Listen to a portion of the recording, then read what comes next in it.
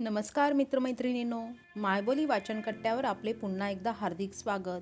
पुस्तकाचे नाव सुनीता विल्यम्स, लेखक doctor DV. Jahagirdar, भाग 9. प्रकरण 8. अंतराळ प्रवास संगणकामुळेच. चंद्रावर पुन्हा जायचे कशाला? या प्रश्नाचे उत्तर प्रत्येकाकडून निराळे येईल. 100 जणांना हाच प्रश्न विचारला तर 100 उत्तरे मिळतील.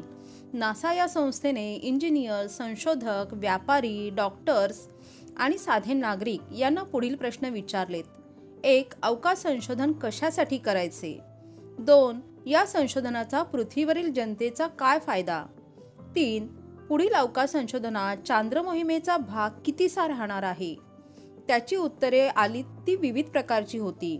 यातील प्रमुख 6 कल्पना निवडल्या गेल्या. नासाचे इतर देशातील अवकाश संशोधकांशी चर्चा करून 6 मुख्य ध्येय निवडलेत. 1. मानवाची चंद्रावरील संख्या वाढवायची. याचा परिणाम म्हणजे मानवाची वसाहत तेथे तयार करायची. 2. पृथ्वीचा इतिहास, सूर्यमंडळाचा आणि विश्वाचा अभ्यास करून वैज्ञानिक संशोधनाची व्याप्ती वाढवून वरील 3ही प्रश्नांची मूलभूत उत्तरे शोधून काढायची. 3. मंगळावर नेण्यात येणाऱ्या भविष्यकालीन यात्रेसाठी तंत्रज्ञान, प्रणाली, कार्यपद्धती याचा सांगोपांग विचार करून अशा लांबच्या अंतराळ प्रवासाचा धोका कमी करून ती ट्रिप जास्तीत जास्त फलदायी कशी होईल याचा अभ्यास करणे. 4. शांततामय आणि सहयोगी चपलता करून निरनिराळ्या राष्ट्रात सामंजस्य निर्माण करणे. यामुळे सामान्य प्रश्नांची उकल होणार आहे. 5. पृथ्वीचा अर्थशास्त्रीय व्याप वाढविणे. चांद्र मोहिमेमुळे पृथ्वीचा काय व कितीचा फायदा होणार ते तपासणे. 6. भविष्य काळात मानवापुढे जी आव्हाने येणार आहेत त्या आव्हानांना तोंड देण्यासाठी सामान्य जनतेला व प्रामुख्याने तरुणांना तयार करणे. यासाठी उच्च तंत्रज्ञानाची जाण असलेला तरुण समूह निर्माण करणे. या सर्व प्रश्नांची नासाला उत्तर मिळाल्यानंतर त्याचा डेटाबेस करण्यात आला. यातूनच करण्यात येण्यासारख्या 200 गोष्टींची यादी तयार करण्यात आली. ही सर्व कामे चंद्रावर करता येण्याजोगे आहेत. ही कामे खाजगी कंपन्या, विद्यापीठे व इतर संशोधक यापैकी कोणीही पैसे गुंतवून केले तर नासाला आनंदच होणार आहे. उच्च प्रकारचे काम करायचे असल्यास उच्च प्रकारची तयारी आवश्यक आहे. चंद्रावर पहिला मानव. मानवाने आकाशात पहिले यशस्वी पदार्पण 1957 मध्ये केले. 1961 मध्ये युरी गागरिन याने पृथ्वीभोवती एक फेरी मारून इतिहास घडविला. ही अवकाश यात्रा त्याने 12 एप्रिल रोजी केली. पोस्टॉक या यानाने त्याने 89 मिनिटे पृथ्वीभोवती पृथ्वीच्या पृष्ठापासून 302 किलोमीटर अंतरावरून हे भ्रमण केले. यावेळी आपल्या सीटवर तो पट्ट्याने बंदिस्त अवस्थेत होता.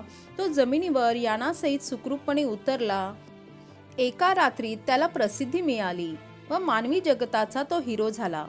त्यानंतर तो परत कधीही अंतरिक्षात गेला नाही. 1968 मध्ये दैनंदिन ट्रेनिंगच्या दरम्यान त्याचा मृत्यू झाला. शून्य गुरुत्वाकर्षणाची दुसरी बाजू. एका अंतराळवीराने आपल्या प्रयोगशाळेतील वास्तव्याची डायरी लिहिली आहे. ती रमणीय तशीच वाचनीय आहे. मुख्यत्वे करून अंतराळवीरांना कोणत्या परिस्थितीत काम करावे लागते हे यावरून समजते. आमची प्रयोगशाळा 50 मीटर लांब आहे. या प्रयोगशाळेत सर्वदूर उपकरणे आहेत. आम्ही त्यावर काम करतो. हे संशोधन जगातील निरनिराळ्या देशाकडून आलेले असते. सतत त्यांचे फोन येत असतात व कामाची प्रगती ते विचारित असतात.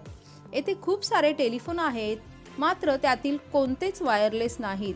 टेलिफोनच्या 4 लाईन्स आहेत, म्हणूनच घंटीच्या आवाजाकडे लक्ष ठेवावे लागते. त्याच्या आवाजाच्या प्रकारावरून कोणते बटन दाबायचे ते ठरवावे लागते. येणारे टेलिफोन कॉल्स 2 भाषेत येतात, मात्र यापैकी एकही भाषा तुमची मातृभाषा नसते.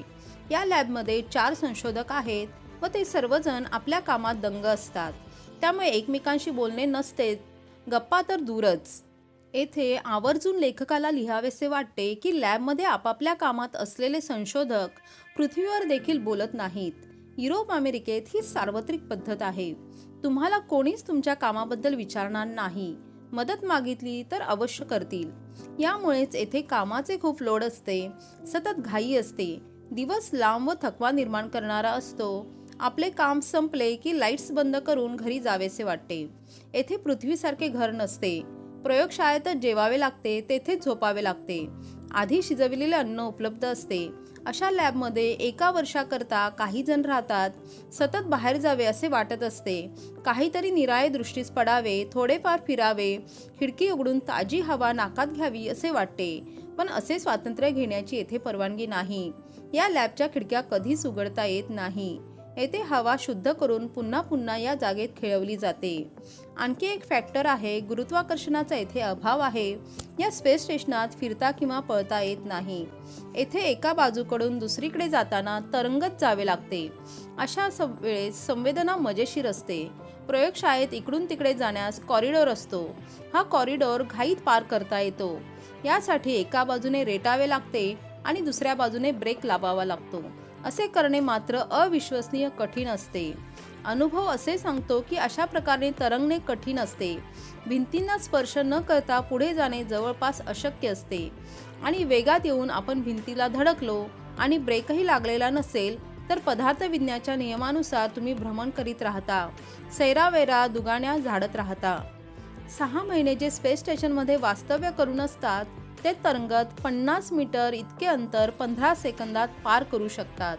मी मात्र 3 दिवसाच्या सवयीने 25 सेकंद इतके अंतर पार करू शकलो. याचा एकच परिणाम झाला, माझ्या कपाळावर टेंगूर आले. असे असले तरी लगबगीने तुम्हाला इकडून तिकडून जावेच लागते. एखादी गोष्ट विसरलेली असते ती ताबडतोब हवी असते. ती दूर असते म्हणून घाई करावीच लागते. पुढचा विचार न करता तरंगत जाण्याचे हे तंत्र स्वतःपुरते यशस्वी करण्यास मला अजून काही आठवडे लागणार हे निश्चित. Stephen Hawking. शून्य गुरुत्वाकर्षण. स्वतःची व्हीलचेअर क्षणकाळासाठी सोडून पॅरालिसिस झालेले हॉकिंग अशा वातावरणात शिरले जेथे पृथ्वीचे वजनाचे परिणाम अस्तंगत झाले होते, म्हणजे शून्य गुरुत्वाकर्षण झाले होते. 10 मिनिटाच्या या साहसी प्रयोगात वजनरहित अवस्थेत 8 वेळा रोलर कोस्टर रपेट त्यांनी केली. हे विमान वजनरहित अवस्थेत राहण्यासाठी खास तयार केले होते. विमानाची सफर आटोपली. हॉकिंग जमिनीवर आलेत आणि आनंदाने म्हणाले, ही यात्रा खूपच थक्क करणारी आहे. मला वाटते अवकाशात मी पुन्हा पुन्हा जाऊ शकेन.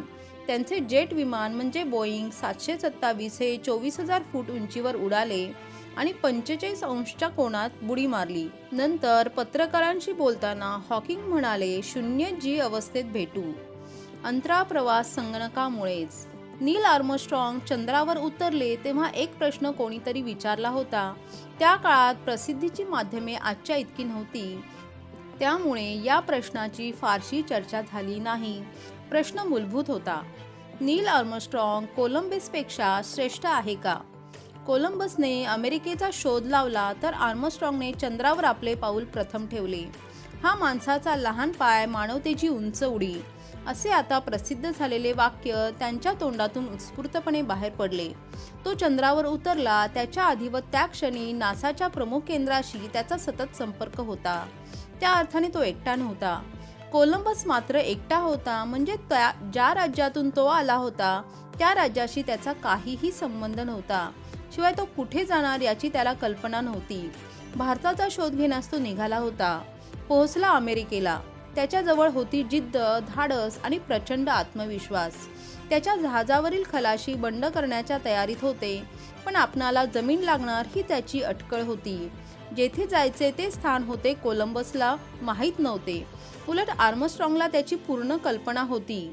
कोलंबस आणि आर्मस्ट्रॉंग यांचे कर्तृत्व पाहिले म्हणजे तंत्रज्ञानाचा झपाटा तर कळतोच, याशिवाय विज्ञानाने मानवी जीवनाच्या ज्या विविध अंगांना स्पर्श केला आहे ते देखील समजते.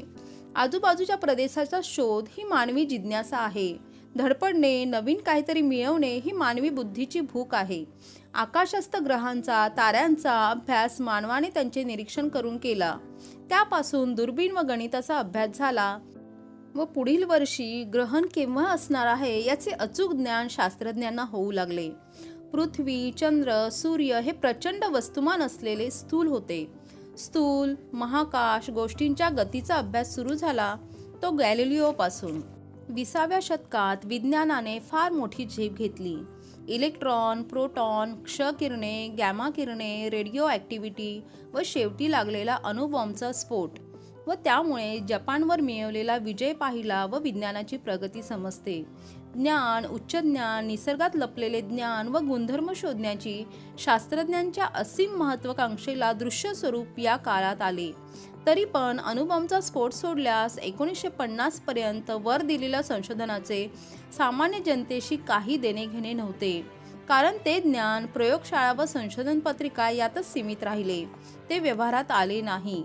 यानंतर 1963 मध्ये पहिल्या संगणकाची निर्मिती झाली आणि हा संगणक व्हॅक्यूम व्हॉल्व्ह वापरून निर्माण केला होता. संगणकाच्या क्षेत्रात नंतर इतक्या वेगाने प्रगती झाली व त्याचा उपयोग निरनिराळ्या उपकरणात करून घेण्यात आला, त्यामुळे उपकरणांची अचूकता वाढली. गॅलिलिओच्या दुर्बिणीपासून तो हबलपर्यंत या शास्त्राने जी प्रगती केली, जी अचूकता उपकरणात आणली, त्यामुळे अतिसूक्ष्म घटनांचा तपास काढता आला. संशोधनाच्या क्षेत्रात विचार करण्याच्या पद्धतीत देखील फरक झाला. संगणकाचे 2 प्रमुख गुण, 1 अचूकता आणि 2 वेग. अचूकतेचे साधे उदाहरण घ्या. रासायनिक संयुगे जी औषधी शास्त्रात वापरतात ती अतिशय शुद्ध असावी लागतात. 99% शुद्धता पूर्वी ठीक होती, आता तर 99.99 पेक्षाही जास्त हवी. म्हणूनच औषधे तयार झाली की ती किती शुद्ध आहेत असा प्रश्न कोणीही विचारत नाही. आता विचारतात त्याची इम्प्युरिटी लेवल किती, 0.001 की 0.0001 की 0.00001. इतकी कमी इम्प्युरिटी कारण आपण ती मोजू शकतो. उपकरणांच्या साहाय्याने व ही सर्व उपकरणे कम्प्युटराइज्ड असतात, सर्व ऑटोमॅटिक असतात. मानवी हातांचे काम आता कमी झाले. ही जी उत्तरे संगणकाकडून मिळतात ती अचूक तर असतातच, शिवाय ती अत्यंत तातडीने दिलेली असतात. संगणकाचा वेग व कामाचा झपाटा दृष्ट लागण्यासारखा असतो. अतिक्लिष्ट उदाहरणे तो सेकंदाच्या अवधीत सोडवू शकतो, म्हणूनच त्याला मागणी जास्त. त्याच्या कायम स्मरणात ज्या लाखो घटना गोष्टी साठविल्या असतात, त्यातून नेमकी आपल्याला हवी असलेली गोष्ट चटकन काढून देऊ शकतो, ते देखील न चुकता. सध्या रेल्वे तिकिटे संगणकावर रिझर्वेशन करून मिळतात, तीच गोष्ट घ्या. भारतात रेल्वेच्या निरनिराळ्या म्हणून 3000 गाड्या असतील. यापैकी कोणत्याही गावाचे पुढील 2 महिन्याच्या आतील कोणत्याही तारखेचे तिकीट कोणत्याही गावातून काढता येते. मला मुंबईहून नागपूरला अजून 15 दिवसांनी जायचे आहे, तर माझे हे तिकीट मी हरियाणातील अंबाला या शहराच्या स्थानकातून घेऊ शकतो. प्रत्येक स्टेशन एका मोठ्या सुपर कम्प्युटरला जोडलेले असते व प्रत्येक गावाच्या रिझर्वेशन काउंटरमधून आलेली माहितीप्रमाणे तो आरक्षित करीत असतो. हे आरक्षण मिळण्यास 1 मिनिटापेक्षा जास्त वेळ लागत नाही. मिळालेले तिकीट स्वयंपूर्ण असते, त्यावर गाडीची निघण्याची वेळ देखील दिलेली असते. पूर्वी म्हणजे संगणकाचा वापर नसताना रिझर्वेशन काउंटर फक्त त्या गावाहून निघणाऱ्या गाड्यांचेच तिकीट मिळत असे. प्रत्येक घटनेच्या प्रसरणाचा वेग वाढला, त्यामुळे जग आता लहान झाले आहे. द वर्ल्ड इज फ्लॅट या गाजलेल्या पुस्तकात या गोष्टी प्रकर्षाने मांडल्या आहेत. कम्युनिकेशनमध्ये जी क्रांती झाली, त्यामुळे जगातील प्रत्येक देश, शहरे एकमेकांच्या जवळ आली आहेत. अंतरिक्ष प्रवासाची सुरुवातच अचूकता व वेगावर अवलंबून असते. अंतराळवीरांचा कार्यक्रम अगदी आखीव असतो व कठोरपणे तो अंमलात आणला जातो. ते सतत पृथ्वीच्या संपर्कात असतात. 4 वर्षाचे कष्टप्रद ट्रेनिंग घेऊन ते तयार झालेले असतात, म्हणूनच ते रफ अँड टफ असून अचूक असतात. तसे असणे भागच असते. सुनीताच्या 194 दिवस अंतराळ प्रवासाचे जे सविस्तर वर्णन या पुस्तकात दिले आहे, त्याचा मुख्य उद्देश हाच आहे. जे चुका करू शकतात त्यांनी अंतराळात प्रवेश करू नये, असे ध्येयवाक्य हे या सर्व प्रवासाचे उद्दिष्टच दाखविते. संगणक व इलेक्ट्रॉनिक्सची अद्वितीय प्रगती एकूण मानवी समाजातच बदल आणणारी आहे. अचूकता आपल्या दैनंदिन व्यवहारात देखील येईल का? त्यामुळे मानवी जीवन जास्त सोयीस्कर व सोपे होईल का? हा खरा प्रश्न आहे. युरोप, अमेरिकेत वेळेचे जास्त महत्त्व लोक पाळतात. आपल्याकडे सामान्यपणे ते फारसे पाळले जात नाही. वेळेच्या बाबतीत आपण कॅज्युअलच असतो. वेळ पाळणे आपण महत्त्वाचे समजत नाही, मानत नाही. प्रत्येकाचा वेळ महत्त्वाचा आहे हे ब्रीद आपण जर मनात बाळगले तरच आपणाला वेळेचे महत्त्व समजेल. सकाळी 9 वाजता सुरू होणाऱ्या सभेला ठीक 9 वाजता आपण पोहोचलो तर तेथे खुर्च्यांची मांडणी चालू असते व मोजके 3-4 प्रेक्षक आलेले असतात. असे का होते? वेळेची निर्मिती आपण जीवनात सुसूत्रता यावी म्हणून केली, पण दैनंदिन जीवनात मात्र आपण निष्काळजी झालो. व्यक्तिगत गोष्टीत 5-10 मिनिटे मागे पुढे झाले तर एक वेळा क्षम्य मानता येईल, पण सार्वजनिक जीवनात तर अति जागरूक असायला हवे. थोडक्यात म्हणजे प्रयोगशाळेत आम्ही अचूकपणे काम करण्याचा प्रयत्न करतो, पण ती अचूकता आपल्याला जीवनात आणता येत नाही. संगणकाचा फायदा कम्युनिकेशन, मोबाईलचा वापर, लॅपटॉप आरक्षण, कॉल सेंटर यामध्ये दिसून येतो. भारताच्या बहुसंख्य जनतेला याचा कितीसा फायदा झाला? दोन प्रकारचा समाज येथे निर्माण झाला: श्रीमंत, नवश्रीमंत, गरीब व अतिगरीब. तंत्रज्ञानाचे फायदे आपण गरिबांना सांगणार केव्हा? प्रत्यक्षात दाखविणार केव्हा? 2 वेळा पोटभर जेवण मिळण्याची ज्यांना भ्रांत आहे त्यांना संगणकाचे फायदे कसे समजून सांगणार? युरोप, विशेषतः अमेरिकेतील समृद्ध सामाजिक जीवन, त्यांचा उंचावलेला आर्थिक स्तर, वस्तूंची मुबलकता यामुळे अतिश्रीमंतांचे वैभवशाली जीवन असते. मात्र गरिबांनाही राहायला घरे व जेवायला अन्न मिळते, त्यामुळे सामाजिक सामंजस्य राहते.